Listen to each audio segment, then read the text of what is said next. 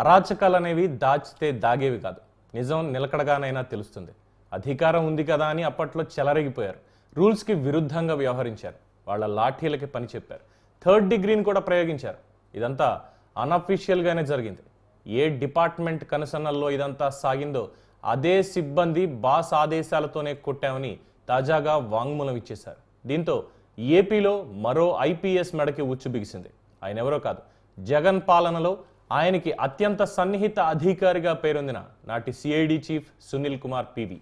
కాళ్ళు వాచిపోయేలా దెబ్బలు తినింది నాటి నరసాపురం ఎంపీ, ప్రస్తుత ఉండి ఎమ్మెల్యే కనుమూరు రఘురామకృష్ణరాజు. ఇది ఇవాళ స్పెషల్ డ్రైవ్. ఇప్పటికీ గుర్తుంది ఆ రోజు ఏం జరిగింది అనేది.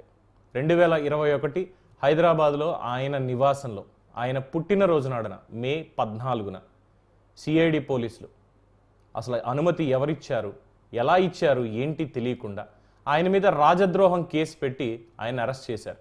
అప్పుడున్నటువంటి పరిస్థితిని ఒకసారి మళ్ళీ పునశ్చరణ చేసుకుంటే, కరోనా టైం, లాక్డౌన్ నడుస్తోంది. ఆంధ్రప్రదేశ్ తెలంగాణ బార్డర్లో ఆంధ్రప్రదేశ్ నుంచి కనీసం అంబులెన్స్ని కూడా హైదరాబాద్లోకి అడుగు పెట్టనివ్వలేదు నాటి పాలకులు. కానీ హైదరాబాద్కి సిఐడి పోలీసుల బృందం ఆంధ్రప్రదేశ్ నుంచి హుటాహుటిన వచ్చేసింది. ఎలా వచ్చారు, ఎవరు పర్మిషన్ ఇచ్చారు, ఏ కోర్టులో పర్మిషన్ తీసుకున్నారు తెలియదు. వై కేటగిరీ సెక్యూరిటీలో ఉన్నటువంటి రఘురామకృష్ణరాజు గారిని అరెస్ట్ చేసి రాజద్రోహం కేసు కింద ఆయన్ని తీసుకెళ్లారు. ఎక్కడికి తీసుకెళ్తున్నారో కూడా ముందు తెలియదు. సాయంత్రానికి తెలిసింది ఆయన్ని గుంటూరు తీసుకెళ్లారు సిఐడి ఆఫీస్కి అని చెప్పి. సరే, కోర్టులో ప్రొడ్యూస్ చేశారా లేదా ఇవన్నీ అనవసరం. కస్టోడియల్ టార్చర్ మొత్తానికి జరిగింది. ముసుగులేసుకొని మరి రఘురామకృష్ణరాజు గారు సెటైరిక్గా చెప్పారు అనుకున్న అప్పట్లో ఒక పొట్టోడు, నలుగురు ఉన్నారు, మొత్తం ముసుగులేసుకొచ్చారు. ఒకడు వీడియో కాల్ చేశాడు. ఆ వీడియో కాల్లో చూసింది జగన్మోహన్ రెడ్డే అని చెప్పి ఎన్నిసార్లు చెప్పినా ఆయన మాట పట్టించుకున్న వాళ్ళు ఎవరు? ఒక ఎంపీ, మెంబర్ ఆఫ్ పార్లమెంట్, అదేదో రాజ్యసభకు పంపించింది కాదు, నరసాపురం ప్రజలు ఎన్నుకున్నటువంటి ఎంపీ. ఆయన మీద జరిగితే కనీసం పార్లమెంట్లో ఉలుకు పలుకు లేదు. సరే, ప్రధాని ఆదేశాలతోటి మొత్తానికి ఎంక్వైరీ అయితే నడిచింది. సికింద్రాబాద్ హాస్పిటల్లో, మిలిటరీ హాస్పిటల్లో ఆయనకి టెస్టులన్నీ జరిగాయి. ఫ్రాక్చర్ నిజమే, కస్టోడియల్ టార్చర్ నిజమే అని తేల్చారు. గుంటూరు జీజీహెచ్ వైద్యులు ఇచ్చినటువంటి నివేదిక తప్పుడు నివేదికే అని తెలిసింది. మరి దాన్ని ఏ విధంగా వాళ్ళు మ్యానిపులేట్ చేశారు అంటే ఒక్కటే ఆన్సర్, అధికారం మా చేతిలో ఉంది, మా ఇష్టం, మేము ఏం చేసినా పడాల్సిందే. ఇది అప్పుడు వచ్చినటువంటి సమాధానం. సో ఇప్పుడు వాళ్ళ పాపాలన్నీ కూడా పండాయి. ఎవరైతే సిఐడి అధికారులు ఉన్నారో, రఘురామకృష్ణరాజు గారి కేసులో పాల్గొన్నటువంటి వాళ్ళు, అక్కడ ఉన్నటువంటి సిబ్బందిని విచారిస్తే కోర్టు అనుమతితోటి, ఇప్పుడు కూటమి ప్రభుత్వం వచ్చింది కాబట్టి వాళ్ళ కనుసన్నల్లో కూడా ఇదంతా పకడ్బందీగా జరుగుతోంది విచారణ అనేది, మొత్తం అక్రమాలన్నీ బయటికి రావాలని. ఆ నేపథ్యంలో సిఐడి వాళ్ళని ఎంక్వైరీ చేస్తే నిజమే, ఆ రోజు మా చీఫ్గా ఉన్నటువంటి పివి సునీల్ ఇదంతా చేయించారు అని చెప్పి స్టేట్మెంట్ ఇచ్చారు. ఇప్పుడు ఆ ఐపీఎస్కి ఖచ్చితంగా సస్పెన్షన్ మాత్రమే కాదు, జైలు శిక్ష కూడా తప్పదు. అయితే ఇదేదో ఆయన మెడకు చుట్టుకుంటుందని ముందే తెలుసు. దాంతో దళిత కార్డు బయటకు తీస్తున్నారు, నిమ్న వర్గాలను ఇలా చేస్తున్నారు, మేము చదువుకుని గొప్ప గొప్ప పదవుల్లోకి వస్తే చూసుకోలేనటువంటి అగ్రకులాల వాళ్ళు అంటూ కూడా కొన్ని ట్వీట్లు, వాళ్ళకి సంబంధించినటువంటి ఆర్గనైజేషన్ పెద్దలు వీళ్ళందరూ ఇష్టం వచ్చినట్టు మాట్లాడుకుంటూ వెళ్ళిపోతున్నారు. కానీ ఐపీఎస్ అనేది ఒక కులాన్ని చూసే ఇంకోట కాదు కదా, టాలెంట్ని కదా చూసిచ్చింది. ఆ టాలెంట్ని జగన్మోహన్ రెడ్డి చాలా గొప్పగా వాడుకున్నాడు. మొత్తం అరాచకాలన్నీ బయటకు వస్తున్నాయి. సో ఒప్పుకున్నారు, అవును కొట్టాం, ఒప్పుకున్నాం, ఇక శిక్షలు మాత్రమే మిగిలి ఉన్నాయి. సో ఇదే అంశానికి సంబంధించి ముందు ముందు అసలు ఏం జరుగుతుంది, ఏం జరగబోతోంది అన్న విషయాలు తెలియజేయడానికి ప్రముఖ న్యాయవాది నౌమిన్ మనతో అందుబాటులో ఉన్నారు. వారిని అడిగి తెలుసుకుందాం. నౌమిన్, నమస్కారం. నమస్కారం పవన్ గారు. సో 2021 స్టిల్ ఐ రిమెంబర్, ఆ రోజు కూడా మాట్లాడుకున్నాం ఏంటి అసలు ఈ కేసు విషయం, ఏం జరుగుతోంది రాజుగారి దాంట్లో, కోర్టులేమో ఉత్తర్వులు ఇస్తున్నాయి కానీ ఇక్కడ ఉన్నటువంటి వాళ్ళు ఎటువంటి చర్యలు కూడా తీసుకోవట్లేదు, చీఫ్ సెక్రటరీకి సైతం పార్లమెంట్ నుంచి లేఖ వచ్చింది, అన్నీ అయిపోయాయి. ఇప్పుడు మొత్తానికి బయటపడింది. సో ఓవరాల్గా ఈ టోటల్ స్టోరీని చూస్తే మీకు ఏమనిపిస్తుంది? కట్టిన నక్షల్ సార్, మొండివాడు రాజు కంటే బలవంతుడు అన్న సామెత ఎలాగ ఉంది మనకి. అవును, అదే మొండివాడు రాజు అయితే ఇంక వాడికి అడ్డు అదుపు ఉండదు. మామూలు మొండివాడే రాజు కన్నా బలవంతుడు. అదే మొండివాడు రాజు అయ్యాడు అనుకోండి, ఆంధ్రప్రదేశ్లో జరిగింది అదే. కంటెంప్ట్ కేసులు, ఎన్ని కేసులు, ఎన్ని డైరెక్షన్స్, కోర్టు మాట ఏ రోజున్నా విన్నారా వీళ్ళు? జరిగిందే లేదు గత 5 సంవత్సరాల్లో. So to come to Raghurama Krishna Raju గారి మ్యాటర్ దగ్గరికి వస్తే ఆయన ఓ 50 మంది పోలీసులు వచ్చారు, ఎత్తుకెళ్ళిపోయారు, ఎక్కడ తీసుకెళ్తున్నారో తెలియదు, తీసుకెళ్ళిపోయారు, అయిపోయింది. సో మొత్తానికి ఏదో చేశారు, సిఐడి ఆఫీస్లో కొట్టారు, ఏవో రబ్బర్ బ్యాట్లు ఇచ్చుకొని లాఠీలు ఇచ్చుకొని కొట్టారు, ముందు కూర్చొని కొట్టారు, వెనక్కి కూర్చొని కొట్టారు, మంచాలు విరిగిపోయి, ఇవన్నీ ప్రజలకు తెలియదు కాదు. తర్వాత హైకోర్టుకి హౌస్ మోషన్ మూవ్ చేసి వెళ్ళారు. అవును. సీనియర్ కౌన్సిల్ ఆదినారాయణ గారు, ఉమేష్ చంద్ర వీళ్ళిద్దరూ కలిసి హైకోర్టుకి హౌస్ మోషన్ మూవ్ చేసి వెళ్తే వాళ్ళు అన్నారు, హైకోర్టు ఉత్తర్వులు ఏమి ఇచ్చిందంటే 2 హాస్పిటల్స్లో మెడికల్ ఎగ్జామినేషన్ చేయించమంది. ఒకటి రమేష్ హాస్పిటల్, ఒకటి గుంటూరు గవర్నమెంట్ హాస్పిటల్. అది మెజిస్ట్రేట్ కోర్టు ఇచ్చినట్టుంది ఆర్డర్. వాళ్ళు ఏం చేశారు, గుంటూరు గవర్నమెంట్ హాస్పిటల్లో మాత్రం చేయించారు, రమేష్ హాస్పిటల్లో మెడికల్ ఎగ్జామినేషన్ చేయించలేదు. అవును. గుంటూరు గవర్నమెంట్ హాస్పిటల్లో ప్రభావతి గారు అని అప్పుడు మెడికల్ సూపరింటెండెంట్ ఉండేవాళ్ళు, ఆవిడ ప్రభావితం చేశారని రఘురామకృష్ణరాజు గారు అంటూ ఉంటారు. It is already proven. అప్పుడు ఇక్కడి నుంచి సుప్రీంకోర్టుకు వెళ్ళారు. సుప్రీంకోర్టుకు వెళ్ళి 2 రోజులు ఆర్గ్యుమెంట్స్ అయ్యాక మిలిటరీ హాస్పిటల్ సికింద్రాబాద్కి ఆయన వెంటనే షిఫ్ట్ చేసి, మిలిటరీ హాస్పిటల్లో ఒక ముగ్గురు ఆర్మీ డాక్టర్స్తో ఒక కమిటీ ఫామ్ చేసి ఆయనకి ఎంఆర్ఐలు మెడికల్ టెస్టులు అన్నీ చేసి, that to the presence of judicial officer who is registrar general of the Telangana high court. Correct. ఆయన ఇప్పుడు మద్రాస్ హైకోర్టు జడ్జిగా ఉన్నారు. ఆయన హైకోర్టు జడ్జిగా ఎలివేట్ అయ్యారు. ఆయన జస్టిస్ నాగార్జున గారు అని అప్పుడు ఉండేవాళ్ళు. అవును. ఆయన సమక్షంలో ఈ టెస్టులన్నీ చేసి, ఆ టెస్ట్ మొత్తం వీడియోగ్రాఫ్ చేసి సీల్డ్ కవర్లో సుప్రీంకోర్టుకు అప్పచెప్పారు. ఆ మెడికల్ రిపోర్ట్లో ఏమొచ్చిందంటే ఆయన ఎడంకాలు చిట్లిన వేలు విరిగింది అని వచ్చింది. అంటే వీళ్ళు ఎంత బరితెగించారంటే ఆ మెడికల్ టెస్టులు రిపోర్ట్లు వచ్చాక కాళ్ళ మీద నెత్తుటి చారులు ఉన్నాయంటే ఆయనకి సోరియాసిస్ ఉంది అని ప్రచారం చేశారు. అవును. వేలు విరిగింది అంటే ఆయనే కొట్టుకున్నాడని ప్రచారం చేశారు.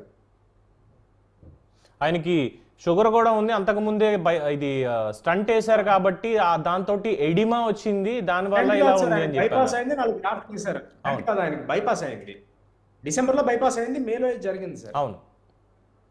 4 గ్రాఫ్ట్లు కూడా వేశారు. ఆ 4 గ్రాఫ్ట్లు వేసి ఆ స్టెర్నమ్ ఇంకా కోలుకోకుండానే ఒక పోలీస్ అతను వచ్చి గుండెల మీద కూర్చుని దబా దబా కొట్టడం మొదలెట్టి, ఇవన్నీ these are all matters of public record. మనం వాళ్ళు కొత్తగా చెప్పవలసిందేం లేదు. ఇప్పుడేంటంటే గత 3 సంవత్సరాల నుంచి సుప్రీంకోర్టు నుంచి హైకోర్టు దాకా వచ్చాం మనం. లైవ్ ఇవ్వడం కుదరదు. హలో పవన్ గారు, వినిపిస్తుందా? సో ఆయన విజువల్స్ మళ్ళీ ఒకసారి చూస్తుంటే ఆ రోజు ఎలా జరిగింది ఏంటి అనేది కళ్ళకు కట్టినట్టు ఇప్పటికీ కూడా, అంటే ఒక పీడకలు అంటాం కదా, అలాగా. అంటే ఒక ఎంపీగా ఎన్నికైనటువంటి ఒక వ్యక్తికి ఈ స్థాయిలో జరిగిందంటే, ఫార్మర్ ఎంపీ కూడా కాదు, సిట్టింగ్ ఎంపీ. ఎస్, వాళ్ళ పార్టీ ఎంపీకే వాళ్ళు అలాంటి ట్రీట్మెంట్ ఇచ్చారంటే ఇంకా వాళ్ళ బరితెగింపుకి ఇదేం చేస్తాం? అంటే దాదాపు ఆయన 3 నెలల పాటు నడవలేకపోయారు. కొన్ని నెలల పాటు నడవలేకపోయారు ఆయన. సో అక్కడ ఇప్పుడు వీళ్ళు చెప్పేది ఏంటంటే, ఎస్, వీడియో కాల్ అనేది వెళ్ళింది, వాళ్ళ చీఫ్కి చూపించారు. చీఫ్ ఇన్ ద సెన్స్ ఇప్పుడు మనం అనుకోవాలంటే ఇదేదో ఊహాజనితంగా జరిగిందో ఇంకోటని కాదు, డైరెక్ట్గా జగన్మోహన్ రెడ్డికే ఇదంతా కూడా కాల్ చేసి మరీ చూపించారు అన్నదైతే స్పష్టం అవుతుంది వీళ్ళు ఇచ్చినటువంటి స్టేట్మెంట్స్ తోటి. అది రాజుగారు మొదటి నుంచి చెప్తున్న అభియోగం. మొదటి నుంచి చెప్తున్నది రఘురామకృష్ణరాజు గారు ఏంటంటే, వీడియో కాల్ చేశారు. అప్పటి డీజీ సునీల్ కుమార్ సిఐడి ఉన్నారు కదా, ఆయన చేశారో మరి ఎవరు చేశారో వీడియో కాల్ చేశారు, సబ్జెక్ట్ కరెక్షన్. వీడియో కాల్ చేస్తే పెద్ద ఆయన చూశాడు అనేది అప్పటి నుంచే ఆయన చెప్తున్నారు. కాకపోతే ఇప్పుడు ఏమైందంటే గవర్నమెంట్ మారేసరికి నిజాలు బయటకు వస్తున్నాయి. ఎఫ్ఐఆర్ రిజిస్టర్ అయింది. ఎఫ్ఐఆర్ రిజిస్టర్ అయ్యేసరికి ఒక్కొక్కరికి భయం పట్టుకుంది. దీనికి ప్రెల్యూడ్ ఏమిటి అంటే, ముగ్గురు పోలీస్ ఆఫీసర్లు సస్పెండ్ అయ్యారు ఐపీఎస్లో. అవును. ఏ కేసులో సస్పెండ్ అయ్యారు సార్ వాళ్ళు? జత్వానీ కేసులో. జత్వానీ గారి కేసులో సస్పెండ్ అయ్యారు. ఎందుకు సస్పెండ్ అయ్యారో కూడా చెప్తా మీకు. ఆ కేసులో జరిగింది కూడా చెప్తాను. ఇవాళ సాయంత్రం 6 గంటలకు టికెట్ బుక్ చేసుకొని బాంబే వెళ్ళిపోయారు వాళ్ళు, ఆ ముగ్గురు. రేపొద్దున ఎఫ్ఐఆర్ రిజిస్టర్ అయింది. అవును. అంటే వీళ్ళకి ఏం దేవుడు కల్లోకి వచ్చి చెప్పాడా రేపు పొద్దున ఎఫ్ఐఆర్ రిజిస్టర్ అవుతుంది ఆవిడ ఎత్తుకొచ్చేయడానికి మీరు వెళ్ళిపోండి అని. It's pre planned. It's completely pre planned. రాజుగారిని లిఫ్ట్ చేయడం కూడా ప్రీ ప్లాన్డే, ఇందులో డౌట్ ఏం లేదు. 9 గంటలకు ఎఫ్ఐఆర్ రిజిస్టర్ అయింది, 10 గంటలకు ఇంట్లో ఉన్నారు, ఎత్తుకెళ్ళిపోయారు. అయితే ఇక్కడ ఇప్పటికీ కూడా నేను చాలాసార్లు మీలాంటి అడ్వకేట్స్ తోటి అడిగినప్పుడు కూడా నాకు ఇప్పటికీ ఒక సమాధానం రాంది ఏంటంటే, ఇందాక ముందు చెప్పేశారు మీరు మొండివాడు రాజు అయితే ఇలాగే జరుగుతాయని. ఒక వ్యక్తిని అరెస్ట్ చేయాలి, లేదు అవుట్ ఆఫ్ స్టేట్ నుంచి తీసుకురావాలి, మన జ్యూరిస్డిక్షన్ కాదు అనుకుంటే అక్కడ లోకల్ పోలీస్ స్టేషన్ లో ముందుగా కంప్లైంట్ రిజిస్టర్ చేయాలి, చేసి పర్మిషన్ తీసుకోవాలి, లోకల్ పోలీస్ ఇన్ఫార్మ్ చేయాలి, అండ్ అక్కడ ఉన్నటువంటి కోర్టులో కూడా ట్రాన్సిట్ పర్మిషన్ పెట్టుకోవాలి అనేది బేసిక్ రూల్. అంటే 24 hours దాటితే అప్పుడు కోర్టులో ప్రొడ్యూస్ చేయాలి అక్కడ. కాకపోతే మనకి ఇక్కడ వచ్చే ఇబ్బంది ఏంటంటే 3 గంటల్లో వచ్చేసి విజయవాడ తీసుకొచ్చేసి మన లోకల్ మ్యాజిస్ట్రేట్ దగ్గర ప్రజెంట్ చేశారు వీళ్ళు. అండ్ మోరోవర్ అసలు పార్లమెంట్ సెక్రటరీకి ముందుగా ఒక ఎంపీని అరెస్ట్ చేస్తున్నాం మేము అంటే వాళ్ళకి లెటర్ ఇవ్వాలి, ఖచ్చితంగా ఇంటిమేషన్ ఇవ్వాలి సార్. సో ఇవేమీ జరగలేదు, అరెస్ట్ చేస్తున్నప్పుడు పార్లమెంట్ సెక్రటరీకి ఇంటిమేషన్ ఇవ్వాలి. అది ఏవీ జరగలేదు. 9 గంటలకి ఎఫ్ఐఆర్ రిజిస్టర్ అయింది, అప్పటికే వీళ్ళు వచ్చేసి ఉన్నారు, వీళ్ళు వచ్చేసారు, ఇంటి మీద పడ్డారు, తీసుకెళ్ళిపోయారు. సో అది గతం అనుకుంటే ఇప్పుడున్నటువంటి పరిస్థితి చూసినప్పుడు, అంటే జత్వానీ కేసును కూడా మీరు ఉదాహరించారు కాబట్టి, సో ఈ పివి సునీల్ అనేటువంటి వ్యక్తి మీద ఆల్రెడీ రఘురామకృష్ణరాజు గారు చాలా కంప్లైంట్స్ ఇచ్చారు. ఈవెన్ సెంట్రల్ హోమ్ మినిస్ట్రీకి కానీ రాష్ట్రపతికి కూడా కంప్లైంట్లు ఇవ్వడం జరిగింది. అంటే ఒక ప్రైవేట్ ఆర్గనైజేషన్ రన్ చేస్తున్నారు, రాజ్యాంగానికి విరుద్ధంగా పనిచేస్తున్నారు, అలాగే వాళ్ళ సివిల్స్ రూల్స్ ఏవైతే ఉన్నాయో వాటి రూల్స్ కూడా అగేన్స్ట్గా పనిచేస్తున్నారు అంటే ఎంక్వైరీ వేశారు. చీఫ్ సెక్రటరీకి చర్యలు తీసుకోమని హోంశాఖ నుంచి కూడా ఉత్తర్వులు వచ్చాయి, ఏం తీసుకున్నారు అనేది. ఇన్ఫాక్ట్ సుప్రీంకోర్టు కూడా అడిగింది రఘురామకృష్ణరాజు గారి కేసులో మరి అప్పుడు ఉన్నటువంటి అధికారుల పాత్ర ఏంటి అనేది. ఆ రోజు నుంచి ఈ రోజు దాకా కూడా ఎటువంటి చర్య అనేది పివి సునీల్ మీద తీసుకోలేదు. మరి ఇప్పుడు పివి సునీల్ మీద ఎటువంటి చర్యలు తీసుకునే అవకాశం ఉంది? ఇప్పుడు జత్వానీ గారి కేసులో చూస్తే 3 సీనియర్ ఐపీఎస్ ఆఫీసర్లు సస్పెండ్ అయ్యారు sir. One of them is Vishal Gunni. He is supposed to be an efficient officer. Supposed to be. He is an efficient officer, no doubt. Correct. Efficiency is different from integrity. Correct. Integrity కూడా ఉండొచ్చు విశాల్ గున్నికి. కాకపోతే ఏంటంటే there are several reasons why he had to cooperate for that kind of an activity. Okay. So ఎందుకు అసలు ఇప్పుడు ఈ IPS అనేటువంటిది రావడమే చాలా కష్టం. దాదాపు 2 లక్షల మంది ప్రతి సంవత్సరం కూడా అపేర్ అవుతారు. దాంట్లో 200 మందిలో మహా అయితే 50 మందిని ఐపీఎస్కి సెలెక్ట్ చేస్తారేమో ఒక బ్యాచ్కి. అలాంటి ఒక ఆపర్చునిటీని వీళ్ళు ఎంతో కష్టపడి సాధించారనడంలో అయితే తప్పులేదు. నిజంగానే చాలా కష్టపడి ఉంటారు ఆ స్థాయికి రావడానికి. కానీ వచ్చిన తర్వాత అందులో నేను కూడా ఉన్నాను చదువుకున్న వాళ్ళు. ఎస్. సో వచ్చిన తర్వాత ఎందుకంటే ఏ ప్రలోభాలకి ఇప్పుడు ఏమైనా పోనీ వీళ్ళకు 100 కోట్లు 1000 కోట్లు క్యాష్ వచ్చేసిందా, ఆస్తులు వచ్చేసాయా, లేదు అంటే ప్రమోషన్లు ఏమైనా వచ్చేసి ఇంకేమైనా అయ్యాయా, లేదంటే వీళ్ళకి ఇంకా ఏమైనా ఎక్స్ట్రా యాక్టివిటీస్ ఏమైనా వీళ్ళకి ఫుల్ఫిల్ అయ్యాయా? ఒక డిఫరెంట్ యాంగిల్ ఇస్తాను నేను. Because I'm also from the armed forces. ఈ ఐఏఎస్లకి ఐపీఎస్లకి నేను చదువుకున్నవాడిని. అది కాక I have a small stent with the armed forces కాబట్టి దీనికి ఒక డిఫరెంట్ యాంగిల్ ఇస్తాను నేను. అందరూ ఏమనుకుంటారంటే ఐపీఎస్ ఉద్యోగం వచ్చేసింది అంటే లైఫ్ సెట్, ఇంకేం లేదనుకుంటారు.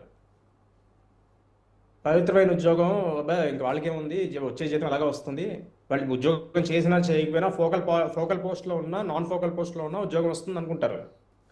కానీ వాళ్ళ ఛాలెంజ్ అనేది, రియల్ ఛాలెంజ్ అనేది పోస్టింగ్లోకి వచ్చాక మొదలవుతుంది సార్. ఐపీఎస్గా అపాయింట్ అయ్యాక అక్కడి నుంచి స్ట్రగుల్ మొదలవుతుంది. ఫస్ట్ 10 years 15 years నువ్వు ఎక్కడ పని చేసావు, ఏం చేసావు అనేది పెద్ద ఫరక్ పడదు. కాకపోతే ఎప్పుడైతే you cross the rank of DIG, అక్కడ మీ పాత ఏసీఆర్లు, యాన్యువల్ కాన్ఫిడెన్షియల్ రిపోర్ట్స్, మీరు ఏ పోస్టుల్లో పని చేశారు, మీ పర్ఫార్మెన్స్ ఎలా ఉంది, ఇవన్నీ కూడా చూసుకుంటారు. Promote you to the next level. Time స్కేల్లో వచ్చే ప్రమోషన్లు వచ్చేస్తాయి. ఈవెన్ డీజీపీ ర్యాంక్ ఆఫీసర్, డీజీపీలు చాలా మంది ఉంటారు. అవును. ప్రజలు అనుకునేది ఏంటంటే ఒకటే డీజీపీ ఉంటాడు అనుకుంటాడు. కాదు, చాలామంది డీజీపీలు ఉంటారు. అందులో ఒకరిని హెడ్ ఆఫ్ పోలీస్ ఫోర్స్ అని డిజిగ్నేట్ చేస్తారు. అది మనకు తెలిసిన DGP, director general of police. Correct. కొంతమందిని నాన్ ఫోకల్ పోస్టుల్లో వేస్తారు. ఏది director general printing and stationery ఇలాంటి Other నాన్ లోకల్ departments. పోస్టులు కూర్చి వాళ్ళకి. సో ఇప్పుడు ఏసీఆర్లు అవి సరిగ్గా రాలేదు, ఎర్లీ ఇయర్స్ ఆఫ్ లైఫ్లో ఏసీఆర్లు అవి సరిగ్గా రాలేదు అంటే, ఫోకల్ పోస్టుల్లో పనిచేసే అవకాశం రాలేదు అంటే, వాళ్ళ వర్త్ వాళ్ళు ప్రూవ్ చేసుకునే అవకాశం రాదు వాళ్ళకి. ఓకే. ఆ వాళ్ళ వర్త్ వాళ్ళు ప్రూవ్ చేసుకునే అవకాశం రానప్పుడు, ఎప్పుడైతే పిరమిడ్ స్ట్రక్చర్ ఇలా పైకి వెళ్తుందో ఆపర్చునిటీస్ తగ్గుతాయి. అవును. ఆపర్చునిటీస్ తగ్గినప్పుడు ఈ వెయిట్స్ అండ్ బ్యాలెన్సెస్ వేసినప్పుడు వీళ్ళు పక్కకి జరిగిపోతారు. అందుకని they try to cooperate with the government to the best of their abilities. కాకపోతే ఏంటంటే ఇక్కడ కొంచెం విశృంఖలత్వం ఎక్కువ వచ్చేసింది. ఎక్కువ రావడం ఏంటండి, మనిషిని చంపేసే ప్రయత్నమే చేశారు ఏకంగా. ప్రయత్నాలు కూడా చేశారు. కాకపోతే ఇక్కడ ఏంటంటే ఇక్కడ ప్రాబ్లం ఎక్కడ వస్తుందంటే, స్టేట్ గవర్నమెంట్ దగ్గరకు వచ్చేసరికి ఇదే ఈ పిరమిడ్ స్ట్రక్చరు, ఇదే ర్యాంక్ స్ట్రక్చరు ఆర్మీలో కూడా ఉంటుంది. కాకపోతే ఆర్మీలో వచ్చేసరికి ఈ ట్రాన్స్ఫర్స్కి పోస్టింగ్స్కి there is a separate branch called MS branch, military secretary branch అంటారు. డిఫెన్స్ మినిస్టర్ గారికి, భారత రక్షణ మంత్రికి ఏ ఆఫీసర్ ఎక్కడికి వెళ్తున్నాడు అనేది తెలియదు. ఆయన అవసరం, ఆయనకు సంబంధం లేదు. ఆయన టచ్లో ఉండేది కేవలం చీఫ్ ఆఫ్ ఆర్మీ స్టాఫ్తో టచ్లో ఉంటాడు ఆయన, only on policy issues. Okay. State government దగ్గరకు వచ్చేసరికి అలాంటి వ్యవస్థ ఏది లేదు. ఒక సబ్ ఇన్స్పెక్టర్ని ట్రాన్స్ఫర్ చేయాలన్నా పిఎం, ఇది మన చీఫ్ మినిస్టర్స్ ఆఫీస్లో ఫైల్ మూవ్ అవ్వాలి. అవును. ఎమ్మెల్యే వెళ్ళి ఎస్పీని కూడా చెప్తాడు నాకు ఈ పని చేసి పెట్టు అని. కరెక్ట్. ఈ సెపరేషన్ ఆఫ్ పవర్స్ అనేది లేదు. ఒక నిర్దిష్టమైన వ్యవస్థ లేదు. ట్రాన్స్ఫర్స్ ఎలా చేయాలి, ఏ బేసిస్ మీద చేయాలి అని ఒక నిర్దిష్టమైన వ్యవస్థ లేదు. పవర్లో ఎవరు ఉంటే మినిస్టర్కి ఏ అధికారి అక్కడ కావాలి అంటే వాళ్ళని తెప్పించుకోవడం. సో ఫోకల్ పాయింట్లో ఉండాలంటే నేను ఆ మినిస్టర్తోనో, నేను ఆ ఎమ్మెల్యేతోనో, నేను ఆ చీఫ్ మినిస్టర్తోనో గుడ్ బుక్స్లో ఉండాలి, లేకపోతే నన్ను తీసుకెళ్ళి ఎక్కడో వేసేస్తారు. బట్ ఇక్కడ అలాంటి ప్రాబ్లం ఏం లేదు కదా. అంటే వీళ్ళకి ఎలక్షన్ పాయింట్ ఆఫ్ వ్యూలో అధికారులు కూడా ఉన్నారు. ఎస్ ఎలక్షన్ పాయింట్ ఆఫ్ వ్యూలో తీసుకున్నప్పుడు, అంటే ఇక్కడ ఆల్రెడీ ముందే ఓపెనింగ్ స్టేట్మెంట్లోనే మీరు క్లియర్ చేసేసారు మొండివాడు రాజు అయితే ఎలా ఉంటుందో అనేది చాలా క్లియర్. అంటే ఒక రాష్ట్రపతి మెడలియన్ ఏబి వెంకటేశ్వరరావు గారు లాంటి వ్యక్తిని అంతకుముందు ఇంటెలిజెన్స్ డీజీగా పనిచేసినటువంటి వ్యక్తి 5 ఏళ్ళు పోస్టింగ్ లేకుండా పెట్టారు. 5 ఏళ్ళు.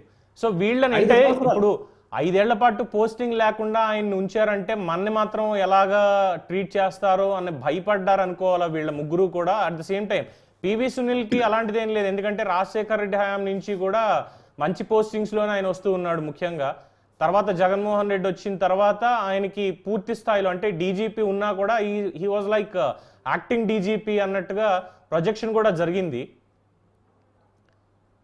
సార్ కొంతమంది చేసే సర్వీస్ని ఎంజాయ్ చేస్తారు, కొంతమంది ఆ పోస్టుకున్న హోదాను ఎంజాయ్ చేస్తారు.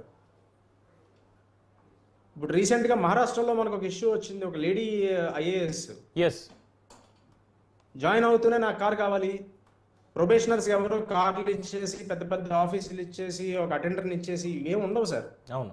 ప్రొబేషనరీ ఐపీఎస్లకి, ఎందుకంటే వాళ్ళు పని నేర్చుకోవడానికి వచ్చారు. ప్రొబేషనరీ ఐపీఎస్లు కూడా వాళ్ళు ఐపీఎస్లు అయినా సరే సిఐ గారి దగ్గర పని నేర్చుకుంటారు, వాళ్ళు ఎస్ఐ గారి దగ్గర పని నేర్చుకుంటారు, వాళ్ళు ఒక పోలీస్ స్టేషన్లో సెంట్రీ డ్యూటీ కూడా చేస్తారు వాళ్ళు. జూనియర్ కమిషన్డ్ ఆఫీసర్స్ అంటారు వాళ్ళని, సిఐల్ని ఎస్ఐల్ని. అవును. ఇప్పుడు మాకు ఆర్మీలో కూడా కమిషన్డ్ ఆఫీసర్స్ ఉంటారు, లెఫ్టినెంట్ ట్రైనీస్. ఈ కింద సుబేదారులు వాళ్ళు ఉంటారు, వాళ్ళ దగ్గర మేము పని నేర్చుకుంటాం. కానీ కొంతమంది ఏంటంటే ఆ హోదాను ఎంజాయ్ చేస్తారు తప్ప సమాజానికి ఏదో చెయ్యాలి అన్న కసి చాలా తక్కువ మందికి ఉంటుంది. అంటే దీని వెనకాల ఇంకొక మోటో కూడా కనిపిస్తోంది. ఒక ఐపీఎస్ పోస్టింగ్లో ఉండి, సర్వీస్లో ఉండి, ఒక ప్రైవేట్ ఆర్గనైజేషన్ ఎయిమ్ అని పెట్టి ఒక ప్రైవేట్ ఆర్గనైజేషన్ రన్ చేస్తూ భారతీయ ధర్మాలకు వ్యతిరేకంగా ఏదో మేము బుద్ధిస్టనో ఇంకోటనో ఏదో పైకి చెప్తూ, బట్ వెనకాల మాత్రం ఏంటంటే మేము ఎవరిని నమ్మో, హిందూ దేవీ దేవతలను కూడా మేము పూజించాం అని చెప్పి చేయించేటువంటి ఒక 2 సంస్థలు, అన్ఫార్చునేట్లీ 2 ఐపీఎస్లో, అటు తెలంగాణలో ఇటు ఏపీలో పివి సునీల్ కుమార్ కావచ్చు, ఇక్కడికి వచ్చేసరికి ప్రవీణ్ కుమార్ కావచ్చు, స్వేరోస్, ఇలా వీళ్ళు చేస్తూ వచ్చారు. అంటే ఇవన్నీ కూడా సివిల్స్ వాళ్ళ రూల్స్ కి వ్యతిరేకం కదా కంప్లీట్ గా. సివిల్ సర్వీసెస్ రూల్ కి ఖచ్చితంగా వ్యతిరేకం sir, because we are not a theocratic state. We are democratic state. Democracy వచ్చేసరికి ఏమవుతుందంటే, నువ్వు దేవుడిని నమ్మినా నమ్మకపోయినా నాకు సంబంధం లేదు. రాజ్యానికి నువ్వు దేవుడిని నమ్మినా నమ్మకపోయినా సంబంధం లేదు. నీ మత విశ్వాసాలతో సంబంధం లేదు. మతానికి, నువ్వు చేసే ఉద్యోగానికి, నువ్వు చేసే సర్వీస్కి సంబంధం లేదు. And that is the oath they take. వాళ్ళు ఎప్పుడైతే ఐపీఎస్లుగా సంతకాలు పెడతారో వాళ్ళు ప్రమాణ స్వీకారం చేస్తారు.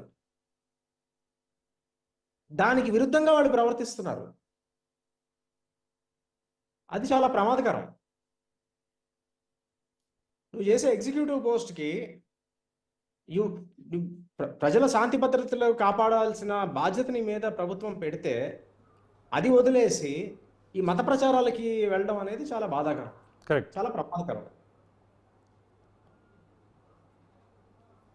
సో ఇప్పుడు పివి సునీల్ ప్రస్తావన చాలా గట్టిగా దీంట్లో వినిపించింది అనేది అందరికీ తెలిసినటువంటి విషయమే. అలాగే జరిగినటువంటి ఎంక్వైరీకి కానీ ఇదంతా కూడా అంటే ఎమ్మెల్యేగా గెలిచి కూటమి ప్రభుత్వం దాదాపు 100 రోజుల పైన పూర్తి చేసుకున్న తర్వాత మొత్తానికి ఈ రోజుకి రఘురామకృష్ణరాజు గారు ఇన్నాళ్ళు కూడా ఆయన ఎక్కడ వదిలిపెట్టలేదు. ఇన్ఫ్యాక్ట్ జత్వానీ కేసు విషయాన్ని కోట్ చేస్తూ కూడా నాకు కూడా అన్యాయం జరిగింది, దాన్ని సరిచేయండి అని చెప్పి ఇక్కడ కూడా ఒక మినీ పోరాటమే చేశారు అనుకోవచ్చు. సో ఆ పోరాటానికి ఫలితం అయితే ఈ రోజు కనిపిస్తోంది. 100% స్టేట్మెంట్ రావడం కావచ్చు. ఇప్పటికి 4 పర్యాయాలు చూసుంటారు చంద్రబాబు నాయుడు గారి ఈ ప్రభుత్వాన్ని. జగన్మోహన్ రెడ్డి గారికి, చంద్రబాబు నాయుడు గారికి చాలా వ్యత్యాసం ఉంది. ఈయన దగ్గర తెంపరతనం ఉండదు sir. Okay, law will takes its own sweet time, but nobody can escape from the long hands of law. that is true. And there is ఇంకో సేయింగ్ కూడా ఉంది, may you ever B so high, law is above you. Correct. కొంచెం delay అవ్వచ్చు. Yeah, justice delayed is justice denied అని కూడా ఉంది. చాలా మంది సామాన్యులు చెప్పుకునేటువంటి మాట. జస్టిస్ బరీడ్ అని కూడా ఉంది. yes of course. రెండు ఉన్నాయి. కత్తికి 2 పక్కల పదన ఉంటుంది సార్. అవును, యుద్ధం చేసే కత్తికి 2 పక్కల పదన ఉంటుంది. Justice delayed is justice denied. దానికి రివర్స్ ఏంటంటే justice hurried is justice buried. Correct. ఎందుకంటే హడావుడిగా సస్పెండ్ చేశారు అనుకోండి, హడావుడిగా సస్పెండ్ చేసి ఏమవుతుంది, వాళ్ళు హైకోర్టుకి వెళ్తారు, క్వాష్ ఉంటుంది, అందులో ఏదో ఒక లూప్ హోల్ దొరుకుతుంది, ఆ లూప్ హోల్ నుంచి వాళ్ళు ఎస్కేప్ అయిపోతారు. అవును. So you have the loop holes before taking any action అన్నది కూటమి ప్రభుత్వం ఆలోచిస్తోంది అన్నట్టుగా గత 100 రోజులుగా జరుగుతున్న పరిణామాలు బట్టి నాకు అర్థమవుతుంది.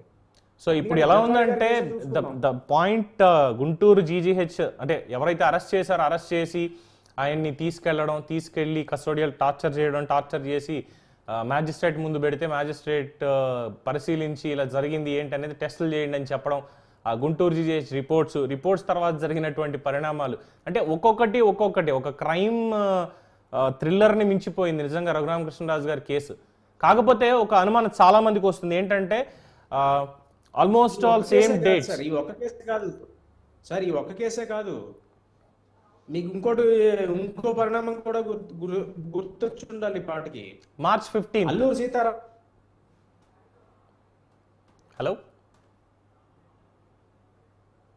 am I audible? చిన్న టెక్నికల్ ఎర్రర్ అనుకుంటా. సో ఇక్కడ మార్చి 15, 2019 వైఎస్ వివేకానందరెడ్డి గారి హత్య ఇప్పటి చాలామందికి మెదిలి ఉండాలి. అంటే రఘురామకృష్ణరాజు గారిని ఆల్మోస్ట్ ఇంకా అంటే చేస్తే మన ప్రభుత్వం ఉంది, అరెస్ట్ చేసింది మనమే, మళ్ళీ మన మీదకి ఏమవుతుందో అన్న ఒక భయం అయితే డెఫినెట్గా వీళ్ళని వెంటాడే ఆ రోజు ఆయన వదిలేశారు. డెఫినెట్గా ఇదే జరిగింది. లేదంటే ఆయన చంపేయడానికి కూడా ప్రయత్నం చేశారు. ఎందుకంటే ఆయన అసలే గోదావరి జిల్లాలకు సంబంధించిన వ్యక్తి. నరసాపురం, వెటకారం గోదావరి వాళ్ళకి కామన్గానే ఉంటుంది. మాట్లాడే మాటలో ఖచ్చితంగా విరుపు అనేది ఉంటుంది. ఆయన విమర్శిస్తున్నారు, నువ్వు పని చేయట్లేదు, చేయాల్సిన పని చేయట్లేదు. ఆ విమర్శ అనేది కాస్త వెటకారంగానే తోస్తుంది ప్రతి ఒక్కళ్ళకి కూడా. అందులోనూ తెలుగు భాష అంటే ఆయనకి చాలా ఇష్టం. రఘురామకృష్ణరాజు గారికి తెలుగుని చాలా ప్రేమిస్తారు. గోదావరి తెలుగు అంటే ఇంక చెప్పక్కర్లేదు. అవన్నీ కూడా వీళ్ళకి అలవాట్లు లేక ప్రతిదాన్ని ఇన్ఫ్యాక్ట్ ఒక బ్యాంకుకి సంబంధించి ఓపెనింగ్కి వెళ్ళినప్పుడు బొచ్చులో నాయకత్వం అని చెప్పి అన్నది సజ్జల రామకృష్ణారెడ్డిని లేదంటే ఇంకొకరిని, జగన్మోహన్ రెడ్డిని కాదు. కానీ వీళ్ళ పార్టీ వాళ్ళు చేసింది ఏంటి, అదిగో రఘురామకృష్ణరాజు నిన్ను బొచ్చులో నాయకత్వం అని చెప్పి నిన్నే తిట్టేశాడు అని చెప్పి అక్కడి నుంచి విష ప్రచారం మొదలుపెట్టి పూర్తి స్థాయిలో ఆయన్ని రెబల్గా వాళ్ళంతటా వాళ్లే చేసుకున్నారు తప్ప ఇంకోటి కాదు. అయితే దీనికి ఆయన ఏదైతే మాట్లాడుతూ వచ్చారో, ఏదైతే విమర్శలు చేస్తూ తప్పులు జరుగుతున్నాయి అని చెప్పి పార్లమెంటులో సైతం విద్యా వ్యవస్థలో వీళ్ళకు ఇంగ్లీష్ మీడియాన్ని ప్రవేశపెట్టి ఇలా చేస్తున్నారు, ఇది ఉంది, తెలుగు మీడియాన్ని పూర్తిగా తీసేశారు, దాన్ని నేను వ్యతిరేకిస్తున్నానని మొదలుపెట్టిన దగ్గర నుంచి కూడా ఇక కక్ష కట్టేశారు. కక్ష కడితే అంటే వీళ్ళకి ఎలా ఉందంటే, వీళ్ళ పరిపాలన 5 ఏళ్లలో నేను కక్ష కట్టాను, నాకు వ్యతిరేకంగా ఉన్నారంటే ఏదర్ తన్నులు తినాలి, లేదంటే చచ్చిపోవాలి. చచ్చిపోయిన వాళ్ళని ముందు నుంచి చూస్తూనే ఉన్నాం. వైఎస్ వివేకానంద రెడ్డి మొదలు డాక్టర్ సుధాకర్ కావచ్చు, ఓంప్రకాష్ కావచ్చు, ఇలా చాలామంది ఉన్నారు. ఈ కేసుల్లో కూడా మొత్తం అన్ని కావచ్చు. ఎస్ నామిన్. ఇప్పుడు మీకు ఇంకో ఇన్సిడెంట్ గుర్తొచ్చి ఉండాలి ఇందులో. చెప్పండి. ఆయన్ని ఫస్ట్ తీసుకెళ్లి కొట్టింది ఒకటే ఇన్సిడెంట్ కాదు సార్. ఇక్కడ అల్లూరు సీతారామరాజు గారిది విగ్రహావిష్కరణ జరుగుతుంది. ప్రధానమంత్రి గారు వచ్చారు దానికి. అవును. ఎట్టి పరిస్థితుల్లో నియోజకవర్గంలో అడుగు పెట్టకూడదనే వాళ్ళు చెయ్యని ప్రయత్నం లేదు. అవును. మరుసటి రోజు సిఆర్పిఎఫ్ వాళ్ళు ఆయన ఇంటి బయట, ఈయన బౌల్డర్ హిల్స్ లో ఉంటారు హైదరాబాద్ లో, అవును, ఆయన ఇంటి బయట ఏఎస్బి దగ్గర ఎవడో తచ్చాడుతుంటే వాడిని తీసుకొచ్చి, ఈయనకి సంబంధం లేదు, ఈయన ఇంట్లో ఉన్నారు, సిఆర్పిఎఫ్ వాళ్ళు తీసుకొచ్చి వాడిని క్వశ్చన్ చేసి లోకల్ పోలీస్ స్టేషన్ గచ్చిబౌలిలో చెప్తే తిరిగి ఈయన మీద కేసు పెట్టారు, నా ఉంగరం కొట్టేశారు. అవును. ఇన్ఫాక్ట్ సస్పెండ్ కూడా చేశారు కదా, ఆ కమాండెంట్ ఎవరైతే ఉన్నారో ఆయన సస్పెండ్ కూడా చేశారు. ఈ సిఆర్పిఎఫ్ వాళ్ళని సస్పెండ్ చేశారు. అవును. వీళ్ళ జీవితాలు ఎలా ఉంటాయంటే, ముందు నుయ్యి వెనక్కి పోయి, నా ప్రొటెక్ట్ నా దగ్గర ఉన్నారు, నేను ప్రొటెక్ట్ చేయాలి. ఆయన ఒక సిట్టింగ్ ఎంపీ, ఆ ప్రొటెక్ట్ చేసే పనిలో నేను ఒకరిని తీసుకొచ్చి పోలీస్ స్టేషన్లో చెప్తే నన్నే సస్పెండ్ చేస్తే ఇంక వాళ్ళు ఏం డ్యూటీ చేస్తారు సార్? ఏం చేయగలరు? అవును. మొరల్ ఆఫ్ ది ఫోర్సెస్ దెబ్బతిందా? 100%. చెయ్యని తప్పుకి ఆయనకి ప్రాణాపాయం ఉంది అనేది తెలిసిన తర్వాత సెంట్రల్ గవర్నమెంటే ఇచ్చినటువంటి వై కేటగిరీ సెక్యూరిటీ వాళ్ళ బాధ్యతను వాళ్ళు నిర్వర్తించారు. అనుమానాస్పదంగా ఎవరు తిరుగుతున్నారు ఏంటి అనేది తీసుకొచ్చి పోలీస్ స్టేషన్లో వాళ్ళని అప్పగించడం కూడా జరిగింది. పోలీస్ స్టేషన్లో అప్పగించారు వాళ్ళని. పైగా రఘురామకృష్ణరాజు గారి మీద ఉంగరం కొట్టేశాడని చెప్పి వాడు కేసు పెట్టాడు. ఈయనకి దొబ్బేయడానికి వాడి ఉంగరం దొరికిందా? ఇంకెవడ ఉంగరం దొరకలేదా? ఆయన మీద కేసుల గురించి చెప్పుకుంటే ఇంకా చాలా కేసులు చెప్పారులేండి. ఎవరో 5 లక్షలు అప్పిచ్చారట ఎలక్షన్ టైంలో, అది రామకృష్ణరాజు గారికి. ఆ అప్పు అడగడానికి ఫోన్ చేశాడంట ఈయనకి. ఆ ఫోన్ ఏమో స్పీకర్ లో విన్నారంట, ఈయన కులం పేరు పెట్టి తిట్టారంట. వాడికి వినిపించి మనోవేదన చెంది ఎస్సీ ఎస్టీ అట్రాసిటీ నియోజకవర్గంలో కాదు సార్. చెప్పుకుంటూ పోతే అసలు ఇలాంటివి 5 ఏళ్లలో ఎన్ని ఉన్నాయో అసలు. But it is true. ఒకటి మాత్రం వాస్తవంగా ఒప్పుకోవాలి ఏంటంటే, 5 ఏళ్ల కాలంలో కూటమి ప్రభుత్వంలో ఇప్పుడు ఉన్నటువంటి పార్టీలు ఎంత పోరాటం చేసే లేదు అనే దానికి కొలమానం ఏంటనే చెప్పలేం. కానీ బట్ డెఫినెట్గా రఘురామకృష్ణరాజు గారు అయితే ఆయన అధికారంలోకి ఉన్నప్పుడు, అంటే వాళ్ళ పార్టీ అధికారంలో ఉంది గతంలో వైఎస్ఆర్సీపీ, 6 నెలల నుంచే ఈయన పోరాటం మొదలు పెట్టారు. లేదు తప్పు చేస్తున్నారు, తప్పులు జరుగుతున్నాయి, విధానపరంగా తప్పులు. వెంకటేశ్వర స్వామి దగ్గరకు వస్తే ఈయన ఒప్పుకోరు కదా సార్. అవును. ఈయనకి 5 ఏళ్ల క్రితమే తెలుసు ఈ వెధ పనులన్నీ జరుగుతాయని. ఈయనకి 5 ఏళ్ల క్రితమే తెలుసు, అందుకనే బయటకు వచ్చారు. ఈయన ఈ పాపంలోనే పాల్గొని బయటకు వచ్చారు. బట్ ఆయన పోరాటం మాత్రం ప్రజలందరికీ కూడా గుర్తుండిపోతుంది, అందులో ఎటువంటి డౌట్ లేదు. బట్ ఎస్, ఇప్పుడు ఉన్నటువంటి ఈ పరిస్థితికి ఆయన ఖచ్చితంగా న్యాయం జరగాలి అనే దానికి అడుగులు పడ్డాయి. మొత్తానికి పివి సునీల్లే మొత్తం అంతా కూడా చేయించారు, లాఠీలతో కొట్టడం, బెల్ట్ తోటి కొట్టించడం, ఇదంతా చేయించారు. ఒకటి చెప్తున్నాను సార్, కర్మ సిద్ధాంతం అనేది ఉంటుంది. ఇప్పుడు రఘురామకృష్ణరాజు నిజాయితీ పరుడా, రఘురామకృష్ణరాజు మంచివారా కాదా అసంబద్ధం. ఆయన అరెస్ట్ చేయడం నిజం, ఆయన సిఐడి ఆఫీస్లోకి తీసుకెళ్ళడం నిజం. అవును. ఆయన్ని అసలు మామూలు హింసలు పెట్టలేదు, అది నిజం. ఆ పెట్టిన హింసలకు వాళ్ళు ఫలితం అనుభవించాలి కదా. ఇవాళ కాకపోతే రేపైనా అనుభవిస్తారు, అందులో అనుమానం లేదు, నాకు ఎటువంటి అనుమానం లేదు. అయితే ఇక్కడ శిక్ష పడాల్సిన వాళ్ళు కూడా ఇంకా ఉన్నారు. అంటే ప్రత్యక్షంగా పడినటువంటి వాళ్ళు వీళ్ళైతే శిక్ష పడాల్సిన వాళ్ళు కూడా ఇప్పటికీ మౌనంగానే ఉన్నారు. దాని మీద మాట్లాడకుండా ఉన్నవాళ్ళు, వాళ్ళ సంగతి. అంటే ఒక మెంబర్ ఆఫ్ పార్లమెంట్ అసెంబ్లీలో జరిగింది అంటే అసెంబ్లీ సభ్యుల్ని నిందించడానికి ఉంటుంది. ఒక పార్లమెంటేరియన్ ఆయన అలాగా జరిగితే ఆయన చంపేద్దామని చూస్తే స్పందించినటువంటి వాళ్ళకు కూడా మరి వాళ్ళకి ఎలాంటి శిక్ష వేయాలి? అన్ఫార్చునేట్లీ అలాంటి వాళ్ళకి శిక్ష వేసే వ్యవస్థ మన దగ్గర లేదు. ఇన్ఫాక్ట్ ఆ వ్యవస్థను కూడా వాళ్ళ చేతుల్లోనే పెట్టుకున్నారు. అది ఇంకా రాజనీతిలో తప్పదు కదా. కరెక్ట్. ఏదైనా చేయాలంటే ముందు కుర్చీలో ఉండాలి, అది ఇబ్బంది ఇక్కడ. పీసీఆర్ ఒకసారి రాజు గారికి కాల్ ట్రై చేయండి, ఒకసారి వారి అభిప్రాయం కూడా చూద్దాం. ఎస్. సో ఇలా వరుసగా దీంట్లో అంటే కేవలం రఘురామకృష్ణరాజు గారు అన్న ఒక పాయింటే కాకుండా తర్వాత కూడా చూసుకున్నప్పుడు తెలుగుదేశం పార్టీ నేత పట్టాభిని కూడా ఇలాగే తీసుకెళ్లారు. పట్టాభికి కూడా ఇలాగే జరిగింది, బట్ బయట పెట్టుకోలేకపోయారన్నారు. నాయుడు గారు, కొల్లు రవీంద్ర గారు, అచ్చెన్నాయుడు గారికి అప్పుడు ఏదో ఆపరేషన్ అయింది, ఆయన మంచం మీద ఉంటే మంచం మీద ఎత్తుకొచ్చారు ఆయన. అవును. అయ్యన్న పాత్రుడు గారి ఇంటికి తలుపులు బద్దలు కొట్టుకుని వెళ్ళారు లోపలికి. ఇంక పట్టాభి గారు ఇల్లు అయితే చెప్పక్కర్లా, 6 ఏళ్ల 2 సార్లు దాడి జరిగింది ఆయన మీద, ఆయన ఇంటి మీద కూడా. ఇంటి మీద ఏంటి సార్, 6 ఏళ్ల పిల్ల మీద దాడి చేశారు. అవును. 6 ఏళ్ల పిల్లని బెదిరించారు. ఇవన్నీ ఎలాగా పోలీసులు మరి ఎలా నమ్మాలి అంటే, మనకేమన్నా ఒక చిన్న ఇబ్బంది ఎదురైంది అంటే వెంటనే కాల్ చేస్తాం, 100కి ఫోన్ చేసి సార్ ఇలా జరిగింది అని చెప్పి చెప్పుకుంటాం వాళ్ళకే. నాకేమైనా అవుతుంది అంటే, లేదు ఇక్కడ ఏమైనా గొడవ జరుగుతుంది అంటే ఫస్ట్ అందరికి కామన్ మ్యాన్కి వచ్చేది పోలీసులకు ఫోన్ చేయాలి వెంటనే అని చెప్పి ఫోన్ చేస్తాం. అలాంటిది ఇలాంటి ఇన్సిడెంట్లు అన్నీ కూడా గత 5 ఏళ్లలో చూసి, అంటే ఈ 100 రోజుల్లో మార్పు పూర్తిగా వచ్చిందా లేదా అనే దాని మీద మనం కామెంట్ చేయలేం. కానీ ఎలా హిందూ ధర్మాన్ని బట్టి చూస్తే రాజ్యంలో ఏదన్నా పాపం జరిగి దేవుడి పట్ల ఏదైనా పాపం జరిగితే ఆ పాపం రాజుకు చుట్టుకుంటుంది. రాజు మంచివాడైతే రాజ్యం బాగుంటుంది. ఇక్కడ అంతే, పైన ఉన్నవాడు మంచివాడు అయితే కింద వ్యవస్థలన్నీ వాటి పని అవి చేసుకుంటూ వెళ్ళిపోతాయి. ఓకే. కాకపోతే ఇప్పటికీ కొంతమంది కోవర్డ్స్ అలాగే పనిచేస్తున్నారు వాళ్ళకి అన్న ఆరోపణలు కూడా వింటున్నాం మనం. నేను సబ్ ఇన్స్పెక్టర్ని ట్రాన్స్ఫర్ చేయాలన్నా సరే చీఫ్ మినిస్టర్ గారి పర్మిషన్ ఉండాలి అంటే ఈ వ్యవస్థ ఏం నడుస్తుంది సార్? కరెక్ట్. సో ఫర్దర్గా ఎలాంటి స్టెప్స్ ఉండొచ్చు పివి సునీల్ మీద, ఎటువంటి ఏ సెక్షన్లతో ఆయన మీద కేసు నమోదు చేసే అవకాశాలు ఉంటాయి if it all it's completely proven? హత్యాయత్నం ఆల్రెడీ నమోదు చేశారు, కాజింగ్ గ్రీవియస్ హర్ట్, హత్యాయత్నం, అబ్యూజింగ్ హిస్ అథారిటీ, ఇవన్నీ ఆల్రెడీ రిజిస్టర్ చేశారు. దాని మీద ఇన్వెస్టిగేషన్ జరుగుతుంది. విజయ్ పాల్ గారు ఆల్రెడీ యాంటిసిపేటరీ బెయిల్ కోసం అడిగారు, అది డిస్మిస్ అయిపోయింది, ఇవ్వలేదు.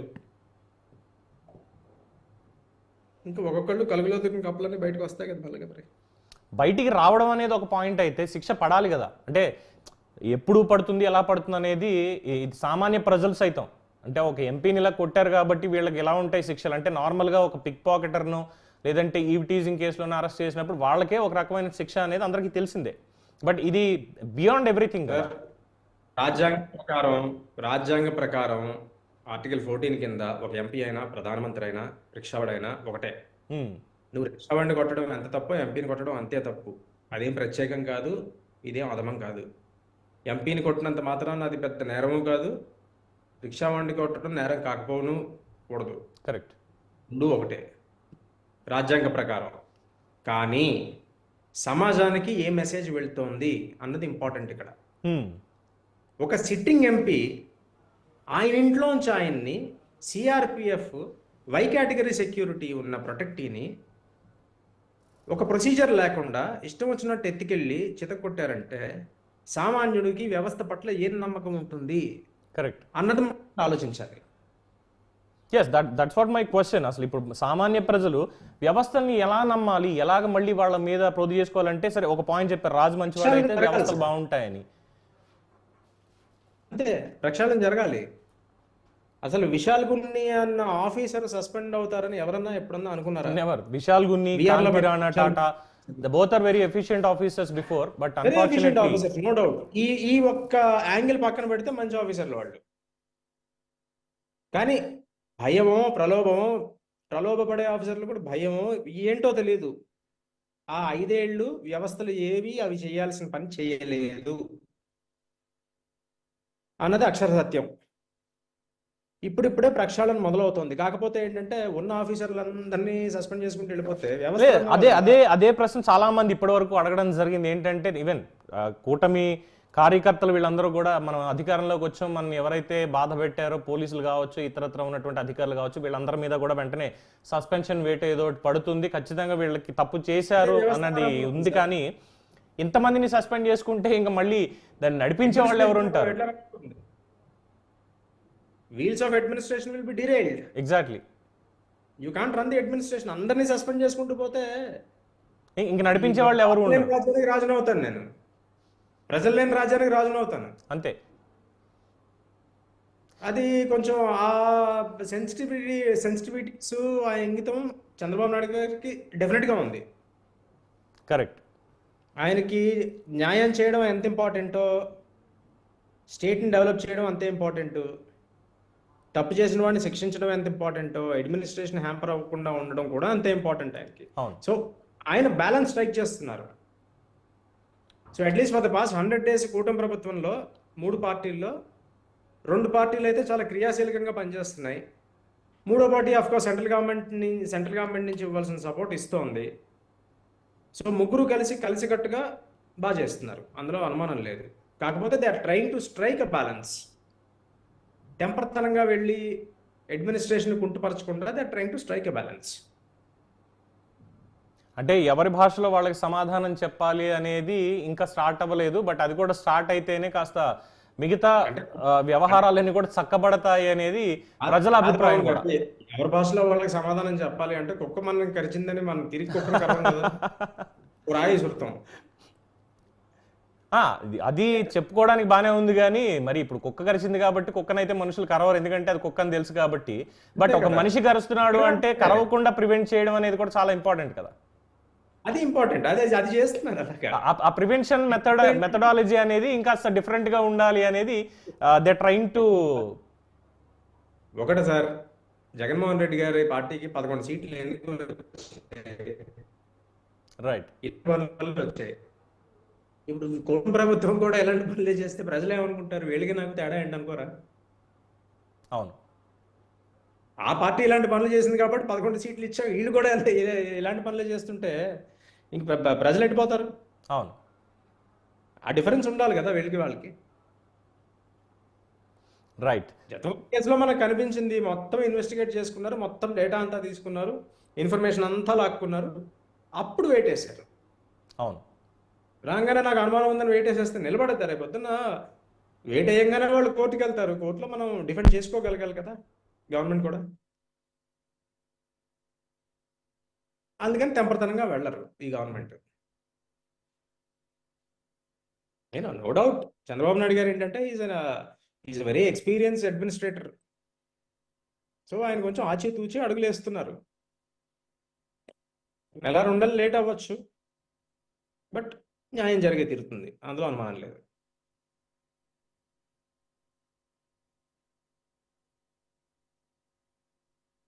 Hello,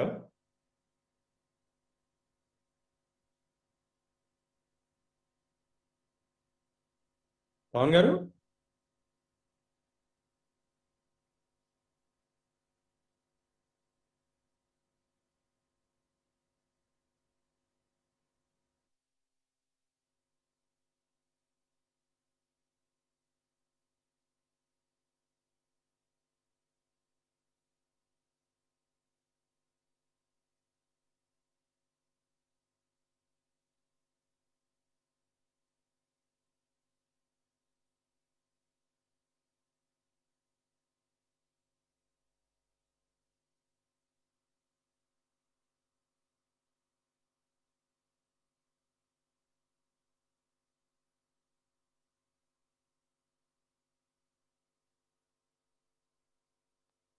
Right.